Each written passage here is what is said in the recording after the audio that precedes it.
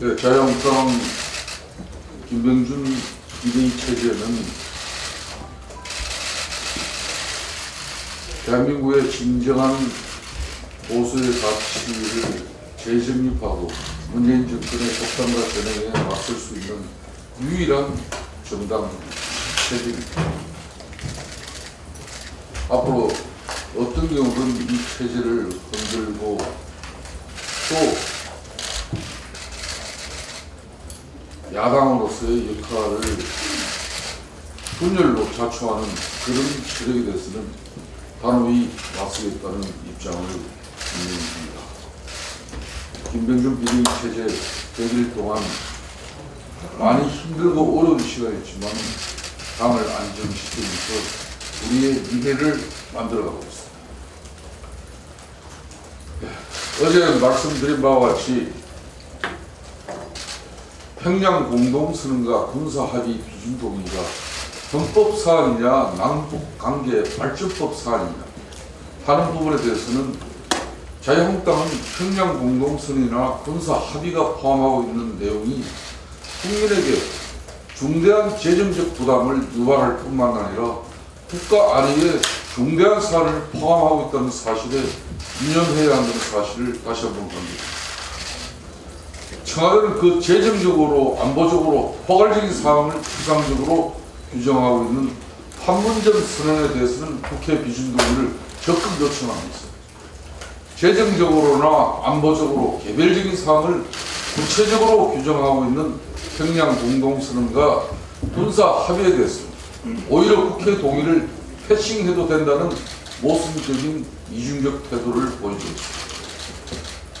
근거 규정이 되는 선행 합의는 국회 동의로 확실하게 못을 박아놓고 실행 계획에 해당하는 후속 합의는 돈이 얼마가 들건 안보가 얼마나 분배하든 내 맘대로 하겠다는 속내를 드러내는 것이라고 밖에 달리 볼 수가 없습니다.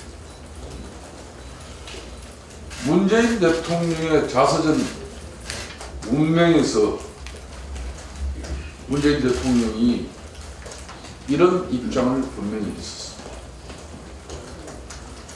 남북 정상 간 합의는 법적으로 따지면 국가 간 조약의 성격이라며 국회 비준 동의를 받아보는 게 좋겠다는 입장을 강하게 가졌습니다.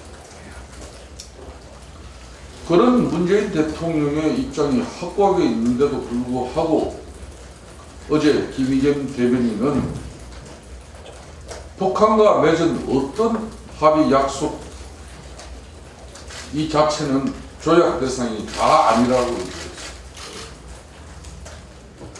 대통령 입장과 완전히 배치된 지금 청와대 입장, 국민들은 어떻게 받아들여야 합니까? 문재인 대통령이 먼저 본인의 자서전 운명에서 남북 정상 간 합의는 법적으로 따지면 국가 간 조약 성격이라는 그 입장을 그럼 철회하시고 자신이 청와대에서 비준 의결한 그 절차의 합법성을 유지하려면 유지하십시오. 대통령이라는 사람이 대통령이 되기 전에 말과 또 대통령이 되고 났다고 해서 말이 이렇게 다르면은 국가를 운영할 지도자로서 대통령으로서 무슨 자격이 있다는 것이죠. 아울러 어제 청와대 주장대로라면은 국가가 아니기 때문에 조약 대상도 아닌 북한과의 공동선언은 무엇이라는 것인지 다시 한번 답해보겠습니다. 국가가 아니기 때문에 조약 대상도 아닌 북한과의 평양 공동선언을 비준하고 판문점 선언을 국회에 비준 동의 요청하는 행위는 어떻게 설명할 것인지도 분명히 답해 주십시오. 평양 공동선언은 판문점 선언을 이행하는 성격도 있지만 그 자체로 독자적인 선언이라는 주장이 되었습니다.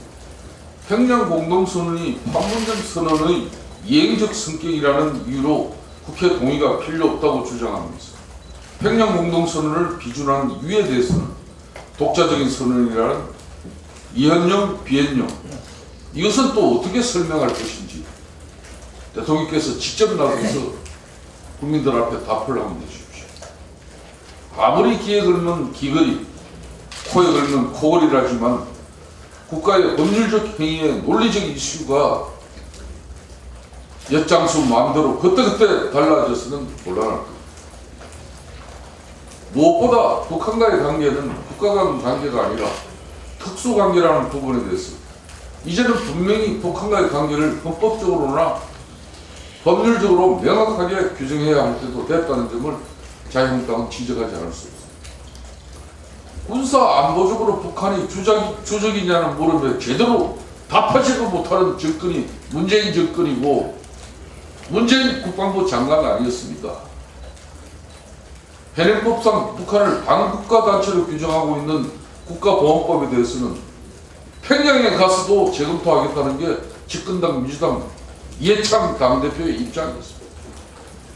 그런 문재인 정권이 특수관계라는 어정쩡한 관계 설정으로 국가인, 국가 아닌 국가 같은 그런 북한과의 항원관계를 어떻게 지속하겠습니까? 행위자 상호 간의 명확한 상대 규정은 외교적 관계 설정의 기본이라는 점을 지적하지 않을 수 없습니다.